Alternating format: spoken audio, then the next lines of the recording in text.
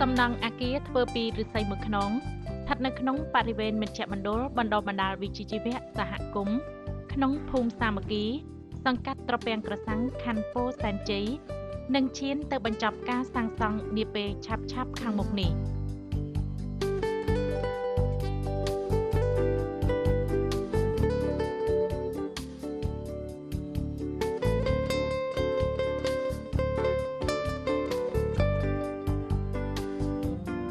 សំណង់អាគារនេះមានបណ្ដោយ20ម៉ែត្រទទឹង8ម៉ែត្រ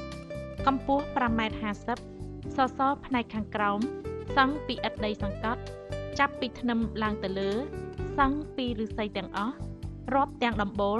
ក៏ប្រក់ពីឫស្សីផងដែរមូលហេតុដែលមូលនិធិកាត់បន្ថយភាពក្រីក្រយើងធ្វើអាគារមជ្ឈមណ្ឌលបណ្ដុះបណ្ដាល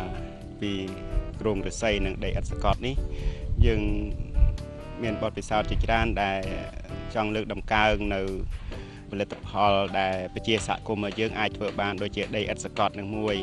ហើយទី2ទៀតซึ่งឃើញថាឫស្សីនេះប្រជាពលរដ្ឋជាពិសេសតាម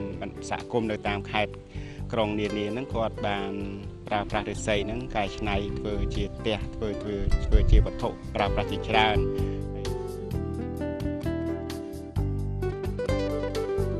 សំណង់អាគារពីឫស្សីនេះ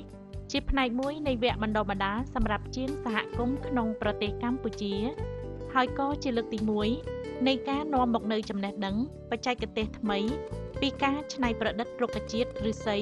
ដើម្បីនាំយកទៅផ្សព្វផ្សាយបន្ត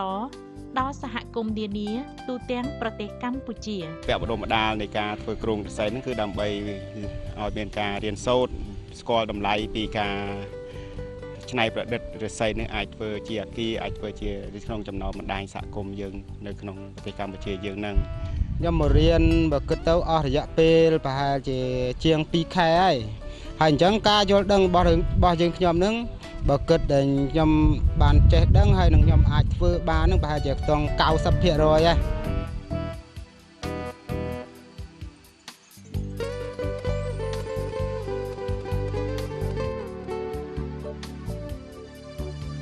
អ្វីជាការកត់សម្គាល់ការបង្កើតឲ្យមានវគ្គបណ្ដុះបណ្ដាលសំណង់ពីឫស្សីនេះផ្អែកទៅលើធម្មជាតិក្នុងស្រុកដែលសម្បូរទៅដោយរុក្ខជាតិឫស្សីទើបពាសពេញផ្ទៃប្រទេសហើយរុក្ខជាតិប្រភេទនេះបានផ្សារភ្ជាប់ជាមួយនឹងជីវភាពប្រជាជនខ្មែរតាំងពីដូនតារៀងមកនេះជាធម្មជាតិរបស់ក្នុងស្រុកយើងហ្មងឫស្សី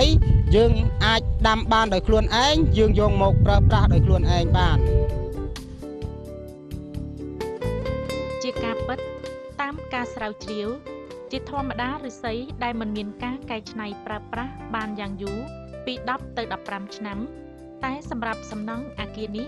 ផ្នែកក្រោមដំបូលអាចធានាគុណភាពបាន50ឆ្នាំចំណែកផ្នែកដំបូល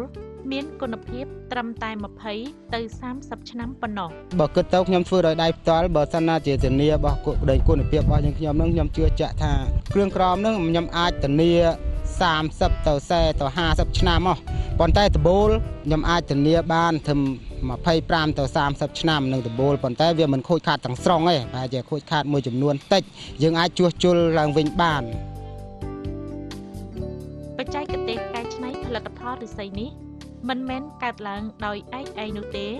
បើគ្មានកិច្ចសហការទំនាក់ទំនងជាមួយបណ្ដាប្រទេសនានាក្នុងតំបន់ពិសេសប្រទេសក្នុងតំបន់អាស៊ីយើងនេះដែលមានរុក្ខជាតិឫស្សីច្រើន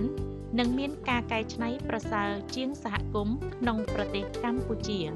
ខ្ញុំមកនេះមកដើម្បីការធ្វើអាគារហ្នឹងពីឫស្សីអញ្ចឹងបងប្អូនដែលមួយចំនួនតាមបណ្ដាខេត្តហ្នឹងគាត់មកយកចិត្តទុកដាក់រៀនធ្វើពីឫស្សី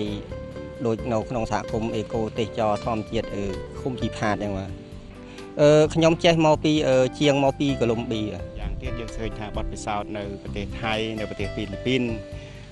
មានការលើកតម្កើងច្រើនការដាំដុះឫស្សីយកមកប្រើប្រាស់ដើម្បីការពារនៅការបម្រែបម្រួលអាកាសធាតុនេះហើយយ៉ាងទៀតបណ្ដាញស្ថាបត្យករសហគមន៍ក៏ដូចជាជាងសហគមន៍នៅបណ្ដាប្រទេសអាស៊ីយើងក៏កំពុងតែលើកតម្កើងនឹងការប្រើប្រាស់ពីឫស្សីនេះក្នុងប្រទេសរបស់គេអញ្ចឹងហើយបណ្ដាញស្ថាបត្យករសហគមន៍យើងក៏មានការ យកបទពិសោធន៍ទាំងអស់នេះឃើញថាជាល្អសម្រាប់ការច្នៃប្រឌិតការសាងសង់ពីឫស្សីនៅស្រុកខ្មែរអាចធ្វើបានហើយម្យ៉ាងទៀតបណ្ដាញជាងសហគមន៍នៅតាមសហគមន៍ជាច្រើនក្នុងខេត្តក្រុងរបស់យើងហ្នឹងក៏គាត់មានជំនាញខាងធ្វើពីឈើហើយមួយចំនួនក៏អាចធ្វើពីឫស្សីបានអញ្ចឹងបានយើងអញ្ជើញគាត់មកពីខេត្តក្រុងនានាដើម្បីមករៀនសូត្រនិងអាចជួយអាគារសាងសង់ពីមជ្ឈមណ្ឌលរបស់យើងនេះហើយសង្ឃឹមថាថ្ងៃក្រោយទៀតអាគារមជ្ឈមណ្ឌលនេះក្លាយទៅជាការបណ្ដុះបណ្ដាលការរៀនសូត្រសម្រាប់បណ្ដាញសហគមន៍នៅក្នុងទូទាំងប្រទេសកម្ពុជាយើងនៅគ្រប់ផ្នែកដែលពាក់ព័ន្ធទៅរឿងកម្មវិធីអភិវឌ្ឍសហគមន៍ក្នុងប្រទេសកម្ពុជាយើងនេះ